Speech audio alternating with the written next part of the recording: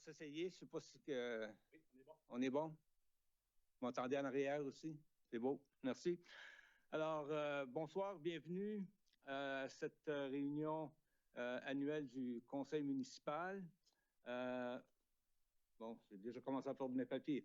Alors, on va débuter avec notre mot d'entrée. La ville de Dieppe reconnaît que la terre sur laquelle elle tient ses activités fait partie du territoire ancestral, traditionnel, non cédé des Mi'kmaq. Également, chers collègues, ayons la sérénité d'accepter les choses que nous ne pouvons changer, le courage de changer les choses que l'on peut et la connaître, savoir la différence. Alors, l'item, bonsoir, bienvenue à tous. Au point de départ, aucune annonce de mon côté et j'appelle la réunion à l'ordre. Et également, l'installation on va parler de l'installation du greffier. Alors, ce soir, M. le maire, on a quorum ce soir pour la réunion. On a le maire suppléant qui a une fonction représentant la ville et une personne qui est absente en raison de situation météorologique de Montréal. Alors, bonne raison. On a quorum ce soir. C'est ça. Alors, merci bien. Et merci pour ce constat. Déclaration de conflit d'intérêts? Aucun. Alors, on continue avec l'adoption de l'ordre du jour. Alors, M. le maire, ici, on aurait un sujet à ajouter à l'ordre du jour et ça prend l'approbation unanime du Conseil pour un dossier d'expropriation, projet pour le prolongement du boulevard Dieppe qui serait intégré à l'item 11.3.2. 11.3.2. Alors, ça prend une approbation unanime pour ajouter à l'agenda. Merci. Alors, est-ce qu'il y a quelqu'un pour le proposer? Le conseiller Brideau qui propose, qui est supporté par le conseiller Godette sur la question. Je ne vois pas aucune question. Alors, ceux qui sont en faveur de la résolution, signifient-le par un oui. L'avis contraire par un non. Alors, nous sommes maintenant rendus à l'ordre. Et présentation, requête et pétition. Oh non, premièrement, excusez-moi, l'adoption de l'ordre du jour. Ça vient d'être fait, M. le maire. Ça fait que c'est bon. C'est bien. Alors, on continue alors avec l'adoption de l'ordre du jour. Présentation et requête et pétition. Rien de... autre que Mme Hébert qui est ici au niveau de la GRC. Ça, c'est le prochain item. On va évidemment souhaiter la bienvenue à la Staff Sergeant maintenant, Mme Hébert. Bonsoir et bienvenue avec nous. Et aussitôt que je trouve votre... et voilà, téléphone. Et bonsoir, voilà. Monsieur le maire. Bonsoir, bienvenue. Bonsoir, les membres du conseil, les personnes du public. Je suis finalement de retour à mon travail régulier après 2 mois de petite pause à vos réunions. Un gros merci au sergent Éric Roussel d'avoir remplacé les 2 dernières réunions alors que j'étais en vacances, puis j'ai aussi été déployée au G7. Ce qui a trait au service de police communautaire, on continue d'être très occupé avec le beau temps qui est finalement arrivé. Depuis la dernière rencontre en juin, nous avons eu l'opportunité de participer à plusieurs événements communautaires, dont un en particulier. Le 17 juin, l'opération Ballon d'eau a eu lieu et a connu un énorme succès. Le gendarme Luc Picard a organisé une bataille d'eau avec des élèves de l'école Le Sommet. Le service d'incendie de Moncton a apporté son aide avec un canon à eau géant. Les enfants et les adultes ont eu un affrontement amusant pour célébrer la fin de l'année scolaire. Il n'y a pas eu un seul policier sec en vue cette journée. Il semblerait que l'inspecteur White a été la cible principale. On aimerait bien faire la même activité l'an prochain dans la région de Dieppe.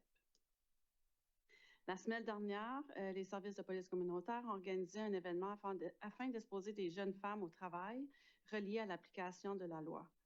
18 jeunes femmes ont participé. Certaines venaient du Manitoba, de l'Ontario, Terre-Neuve, Nouvelle-Écosse et bien sûr, certaines d'entre elles venaient du Nouveau-Brunswick. Je profite de l'occasion pour vous rappeler que les femmes font partie de la GRC en tant que policières depuis 1974, puis on représente seulement que 20 % de la force maintenant. Alors, cet événement était très bien accueilli à Kodiak. Les membres de la police communautaire ont également eu le plaisir de participer à plusieurs graduations à la fin juin. Ils ont aussi fait une opération afin d'éduquer la population sur le vol dans les autos en faisant des patrouilles dans le stationnement du Kodiak Plaza ici à Dieppe. Les policiers et les citoyennes en patrouille ont placé des signets sur chaque auto avec le but de rappeler aux propriétaires de ne pas laisser les items de grande valeur dans leur auto et de bien barrer leurs portes. En ce qui a trait du groupe de réduction de la criminalité, ils ont été également très occupés ces derniers mois avec des saisies remarquables de stupéfiants. Ce groupe se concentre également sur une panoplie de dossiers, incluant les vols. Un exemple récent qui a été généré par un rapport soumis en ligne d'un résident victime de vol. Le groupe a encore une fois démontré de l'innovation avec leur technique d'enquête policière et a permis à la GRC de Kodiak de localiser un bijou volé et de procéder avec l'arrestation du suspect. Ce délinquant avait mis l'objet volé à vendre sur Marketplace et le bijou a été retourné à son propriétaire. Ceci est un exemple parfait pour démontrer à la population l'importance de signaler tout acte criminel, peu importe le niveau de gravité. Le système de signalement en ligne de crimes de la GRC est également un outil très important et on encourage le public de l'utiliser davantage. Le 10 juillet, le groupe de réduction de la criminalité a conduit une opération afin de contrer la consommation de stupéfiants en public, qu'on appelle aussi open air. Cette opération a permis de faire l'arrestation de 8 individus qui étaient recherchés à la suite d'émissions de mandats d'arrestation et 5 saisies de stupéfiants avec du matériel relié à la consommation des stupéfiants ont également été saisis. À ce qui a trait de la section des enquêtes générales, le 12 mai 2025, Kodiak a reçu un appel de la banque Credit Union à Riverview rapportant un vol à main armée et les 2 hommes avaient fui les lieux immédiatement après avoir volé un certain montant d'argent. Le SEG a rapidement débuté l'enquête et identifié les 2 hommes suspects. Le 14 mai, un des 2 hommes a été appréhendé dans un magasin de la rue Trinity. Le lendemain, le 2e homme suspect a été mis sous arrêt dans la région de Dieppe. Les 2 hommes sont maintenant incarcérés jusqu'à leur procès. La prochaine date de cour pour ce dossier est le 16 juillet. Avec l'appréhension rapide de ces 2 suspects, le SEG a contribué à la sécurité de nos 3 communautés. Pour ce qui est de la patrouille, un total de 99 amendes et avertissements ont été mis en juin dans la région de Dieppe. Les infractions les plus fréquentes qui ont mérité une amende ou bien un avertissement sont l'excès de vitesse. Il y a eu 24 amendes. Excès de vitesse au-dessus de 25 km/h, mais au-dessous de 50 km/h, il y a eu 17 amendes ou avertissements. Il y a eu 6 amendes d'immatriculation inspirée, 5 pour un véhicule qui n'avait pas les lumières appropriées, puis aussi 4 tickets pour 4 amendes pour défaut d'obéir à un signe routier. C'est tout pour moi ce soir. Merci beaucoup, Mme Hébert. Question de la part des membres du Conseil.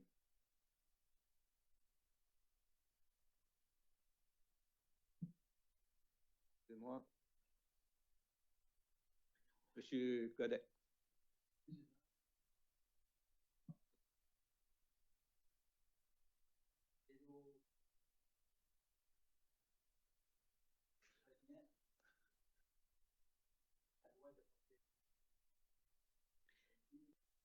Je peux vous revenir là-dessus. C'est similaire à une bicyclette. Il devrait porter un casque de sécurité. Il peut avoir une amende, oui.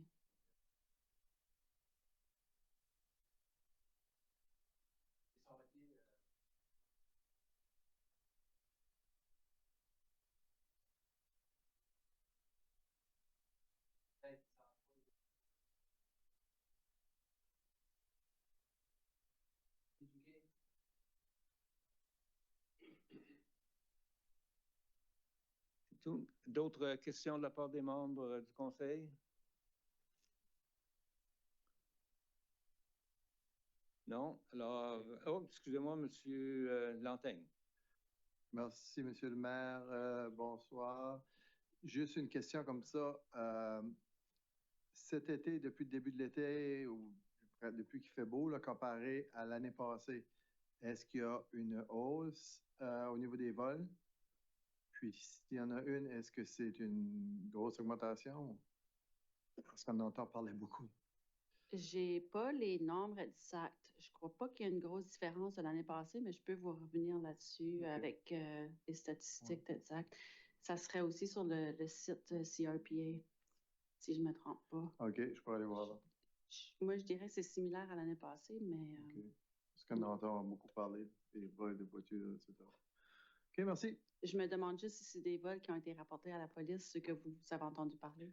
Oui. Oui. Ouais. OK. Mais il y en a eu sur la voie, là, la voie, 3 voitures, des vols dans les maisons, etc. Ouais, un peu partout, là, ouais. Ça rôde pas mal la nuit, là, ouais. OK, merci. Peut-être nous amener des statistiques probantes là, pour lors de votre prochaine présentation, puis ça aiderait beaucoup, là. Merci. Je vais faire ça. Okay. S'il n'y a pas d'autres questions, on va passer aux questions du public, de notre vaste public. Pas de questions. Alors, on continue. Pas de questions. Et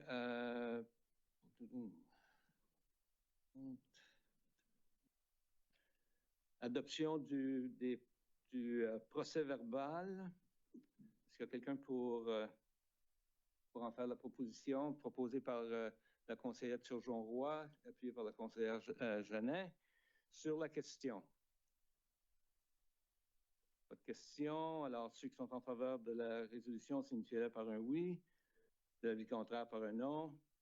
Alors, le procès verbal est accepté de la dernière réunion. Et maintenant, on va passer à la réunion ordinaire du Conseil. Et on va passer à M. Melançon. Oui, alors comme premier dossier dans le secteur de l'administration, c'est la ratification des directives qui avaient été adoptées à huis clos par le conseil municipal. Alors, 2 directives ce soir, ça s'est relié au même projet, le projet toponomiel.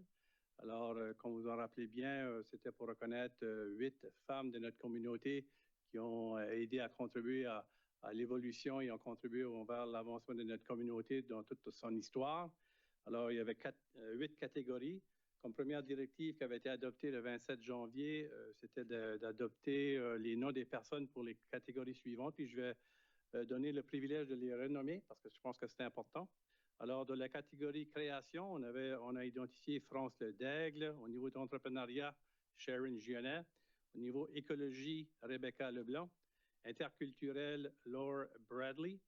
Milieu sportif, Joanne Leblanc. Santé, Ada Forbes. Et vie politique, Brenda Leblanc. Et par la suite, le 24 mars suivant, on avait une personne pour la 8e catégorie. Alors, dans la catégorie autochtone, Madame Dorothy Joséphine Bernard Naille. Alors, ces personnes-là ont été sélectionnées pour être reconnues. Et lors de le lancement officiel de la conférence de presse, on a dévoilé les sentiers qui portaient les noms de ces personnes ici. Et ça a été, je pense, jugé une grande réussite. Des grandes dames qui ont contribué à l'avancement de notre communauté. Puis, je pense que ceci reconnaît l'importance que les dames, les femmes ont contribué dans l'avancement de notre communauté. Puis, on est bien fiers de ceci. Beau travail à Pauline Cormier et toute l'équipe qui ont été en arrière de cette initiative. Alors, c'est pour rendre ces 2 directives à huis clos public ce soir. Merci bien. Qui en fait la proposition? Madame Turgeon-Roy. Et voilà. Merci, Monsieur le maire. Que le Conseil ratifie les directives adoptées lors de réunions du Conseil tenues à huis clos portant sur les sujets suivants.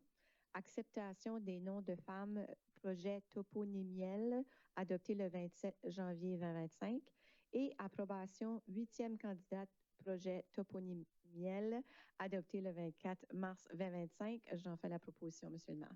Merci. Proposé par le conseiller Turgeon-Roy, appuyé par la conseillère Godbout sur la question.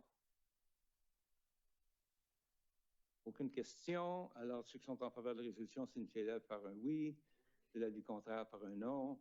Et c'est accepté tel que présenté. Et je dois rajouter mon grain de sel. Je dois vraiment dire que c'était un événement incroyablement spectaculaire et accepté par la communauté. Et beaucoup de gens de la communauté qui on avait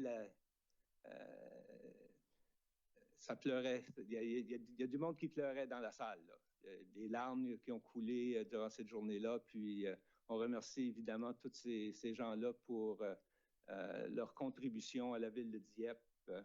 Et c'est certainement une belle façon d'encourager tous nos citoyens de bien participer dans le travail communautaire. Alors, maintenant, on va continuer avec, on va sécher nos larmes, puis on va passer aux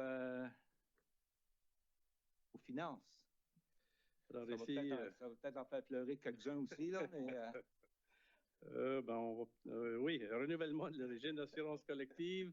Alors, vous avez devant vous une recommandation de faire le renouvellement de la régime d'assurance collective et la couverture de mise en commun avec Assomption Vie, notre agence, la firme qui fait le travail pour nous, Service financier Gauguin-Champlain, qui nous recommande de renouveler avec un montant de 1 771 719.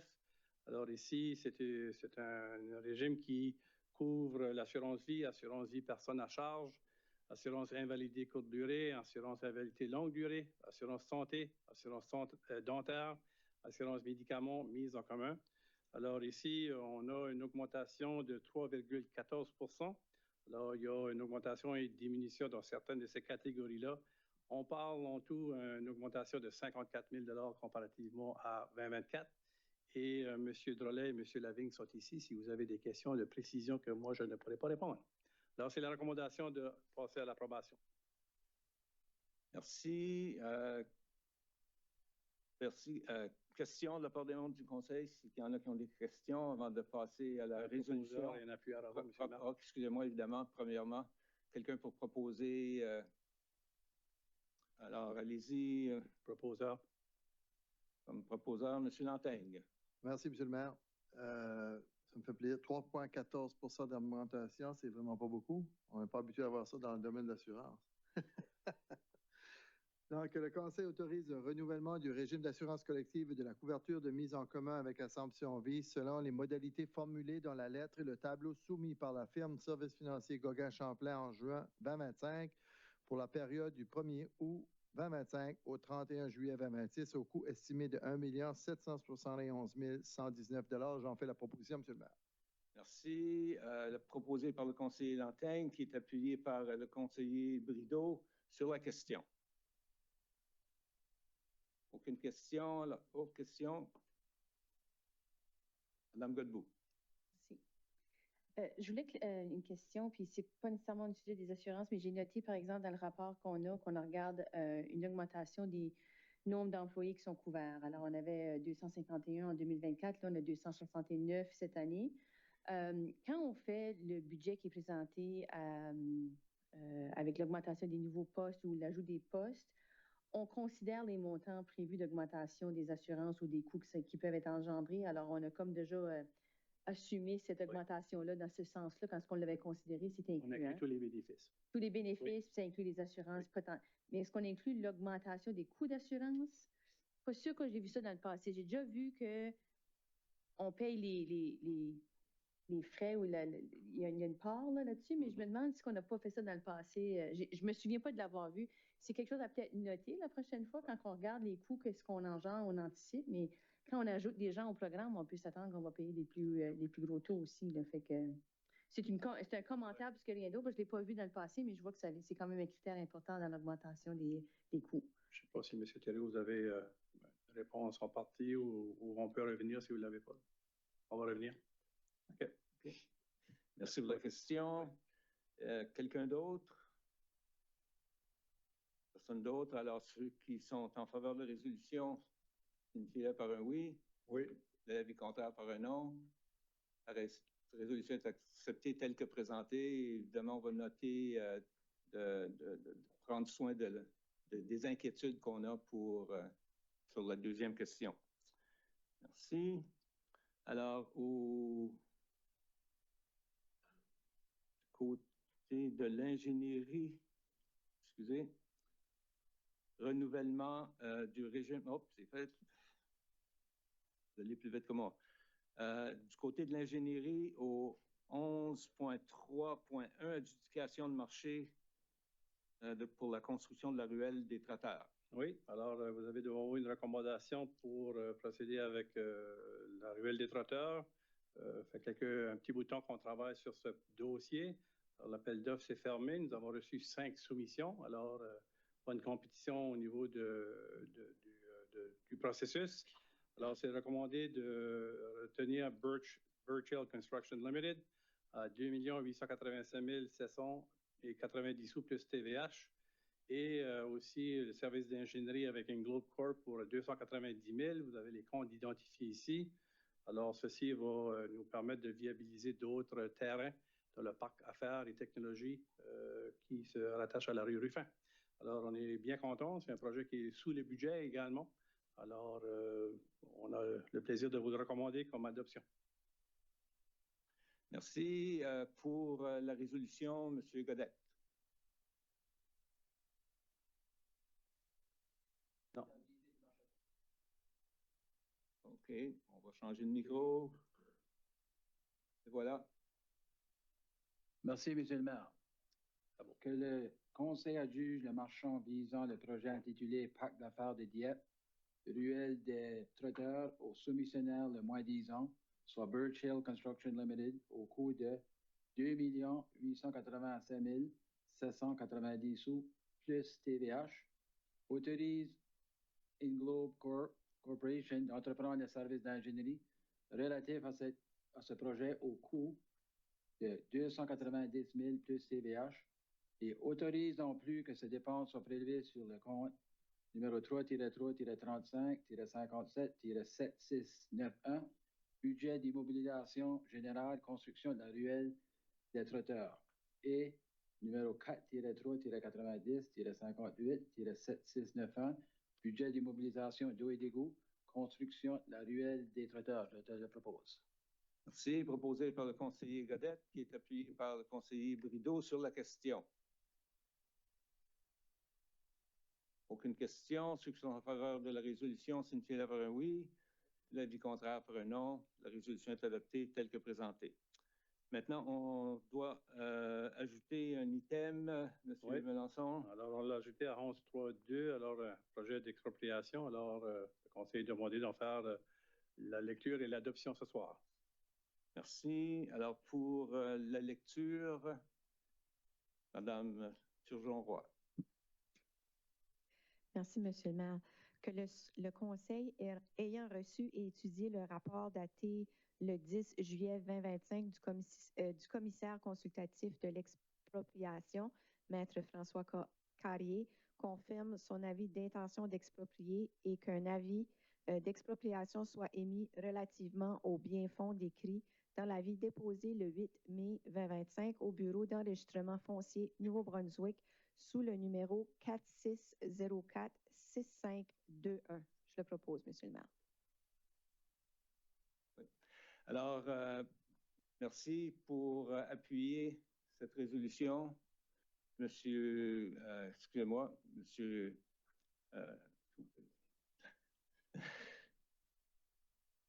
Monsieur Lantaigne, excusez-moi, je l'ai perdu dans ma liste. La première chose, c'est évidemment d'adopter la résolution, puis après ça, on prendra un vote pour en premier lieu, ajouter. Alors, pour ceux qui sont d'accord d'ajouter la... Non, c'est juste adopter la résolution. On l'a déjà dit. Ah, OK. Ouais. Alors, c'est juste d'adopter la résolution qui a été proposée et secondée. Ah bon, ben, j'aurais cru que... OK. C'est bon. C'est bien. Alors, ceux qui sont en faveur de la résolution, signalez-le avec un oui, ou de l'avis contraire par un non. Alors, la résolution au 11.3.2 est acceptée telle que présentée. Maintenant, prochain item, au 11.3.1, l'adjudication de marché pour la construction de la ruelle des Trotteurs.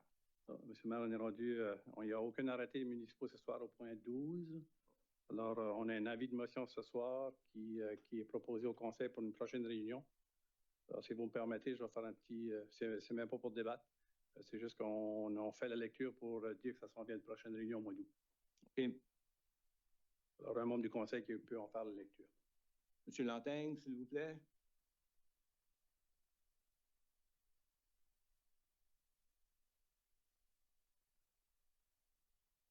Excusez-moi.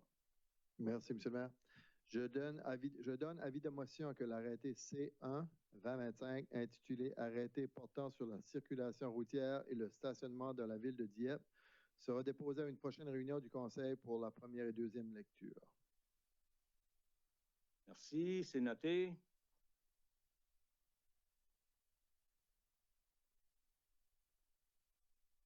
Maintenant, à l'arrêté C. Oh, on vient de le faire. Alors, demande de renseignement des membres du Conseil.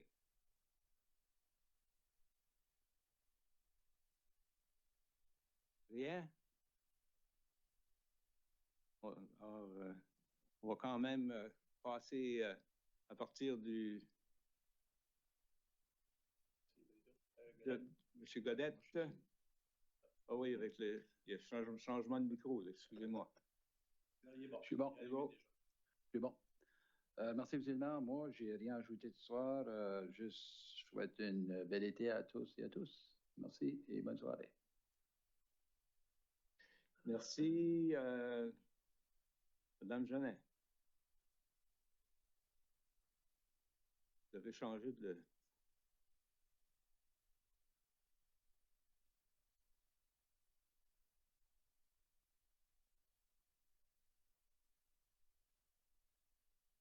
Voilà.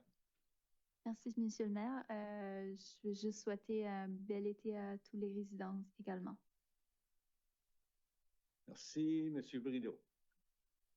Merci, M. le maire. Je n'ai rien à noter ce soir. Merci.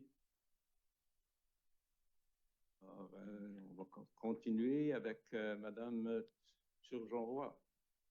Merci, M. le maire. Il y a quelques semaines, j'avais annoncé qu'on avait de la grande visite à Dieppe avec les Jeux de l'Acadie. Ça fait qu'on a reçu de la belle visite, puis je voulais juste sincèrement remercier les organisateurs, la ville de Dieppe, les employés surtout. Wow, c'était merveilleux. Je sais que vous avez travaillé tellement fort. Puis vraiment remercier en général le public, les bénévoles qui se sont rendus. C'était merveilleux. On sentait beaucoup de vie dans notre communauté. Ça fait que c'est bien plaisant d'avoir pu vivre ça dans notre ville. L'autre chose que je voulais mentionner, c'est la fête des Français. Là, c'est la fête nationale de la France, des Français. Fait que je voulais juste souligner ça puis souhaiter une bonne fête nationale à tous les Français, les résidents de Dieppe et des alentours aussi. C'est tout pour moi cette semaine. Merci, Mme Godbout. Merci. Merci, José, tu l'as bien dit, les Jeux d'Acadie, félicitations à l'équipe organisateur, les employés, la collaboration, à toute la ville, vraiment en tout cas, très spectaculaire. Et puis, ça a été un plaisir d'être hôte de ces Jeux-là. Puis, j'espère qu'on pourra le refaire dans quelques années. On va se prendre une petite pause, on va respirer, on va donner la chance aux autres pour un petit bout, mais c'est certain à refaire dans notre communauté, c'est certain. Deux, je voulais aussi féliciter, je pense qu'on l'a fait la dernière fois aussi, mais féliciter toute l'organisation des activités d'été. On voit les informations tout le temps, la participation est là. Alors, félicitations pour un très bon début d'été pour les activités à la ville de Dieppe et merci à toute la ville qui participe. J'ai une petite question d'apprentissage de ma part. Quand on lit les arrêtés, j'ai une question au niveau de l'interprétation des arrêtés. Si on donne on parle de notre charte de délégation la dernière fois, là, fait que c'est pour ça que je pose la question. Quand on lit une partie de l'arrêté puis on dit que le directeur général a une discrétion qu'il peut exercer, comme par exemple c'est noté dans le prochain avis de motion que tu nous avais donné, là, il y a une référence à un directeur qui peut exercer une certaine discrétion. Est-ce qu'on doit préciser dans l'arrêté que c'est le directeur général ou son délégué? Est-ce qu'on doit préciser qu'il peut déléguer cette autorisation-là ou est-ce que ça, c'est prévu ailleurs? Je voulais juste m'assurer parce que des fois, on a des autorités qu'on veut pouvoir déléguer puis on a des autres autorités qu'on veut ne pas déléguer. Alors, je voulais juste m'assurer que j'avais bien compris quand on lit ces arrêtés-là, si on doit préciser dans l'arrêté que la sous-délégation est possible ou pas.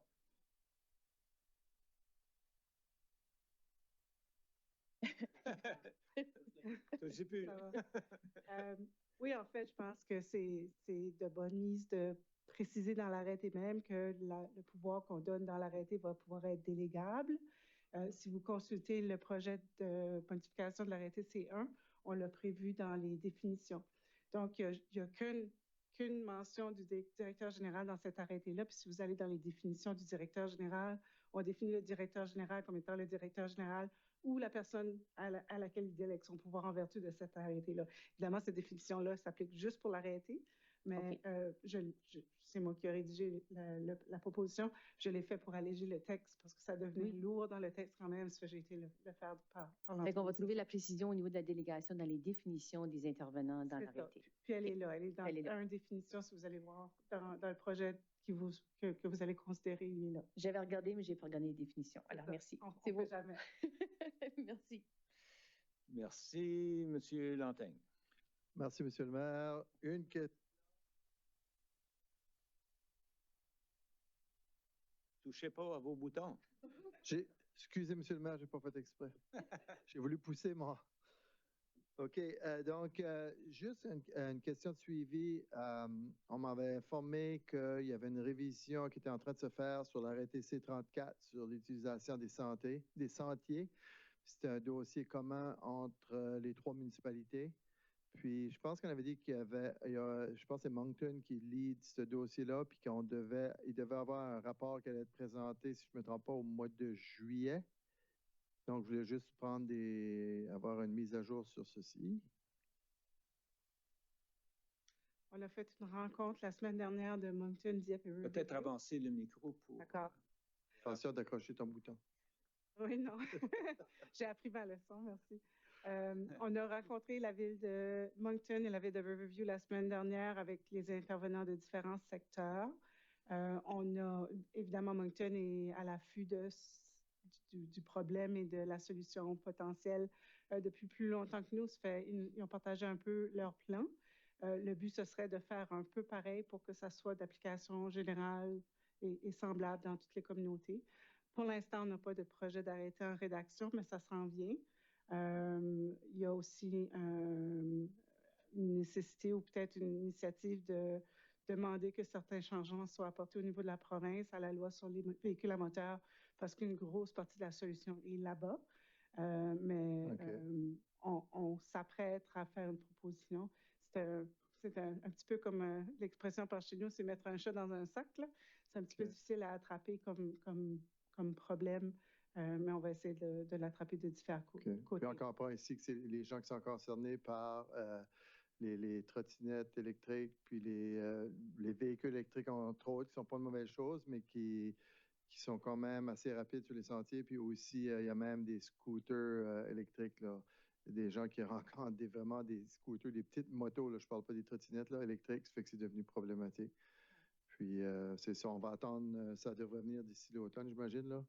Possiblement. Je pense qu'il y a plus d'initiatives qui est déjà réfléchies par rapport à comment réglementer l'aspect commercial. Mais il faudra aussi trouver des solutions pour l'aspect usager, singulier, quelqu'un qui a sa propre petite motocyclette. Ça va prendre la patrouille, probablement, parce que sinon, ça ne se réglera pas. OK. Donc, ça va être une approche qui va venir un peu de différents aspects. Parfait. Merci pour la mise à jour. Puis, je voulais juste, moi aussi, remercier et féliciter les organisateurs de la finale des Jeux de l'Acadie, les bénévoles. Je pense que ça a été un succès sur toute la ligne. Bonne fête nationale à nos amis français aussi. Et puis, c'est ça. Moi aussi, je veux souhaiter un bon été à toutes et à tous. Puis, comme dirait ma mère, n'oubliez pas de vous mettre de la crème. Le soleil est fort. N'oubliez pas de vous crémer. Merci bien. J'ai pas. Moi aussi, évidemment, je veux remercier tout le monde qui est impliqué directement et indirectement avec les Jeux de l'Acadie. Je pense qu'il n'y a pas personne qui avait rien à renoter de négatif, raconter de négatif sur tout ce qui s'est passé. OK.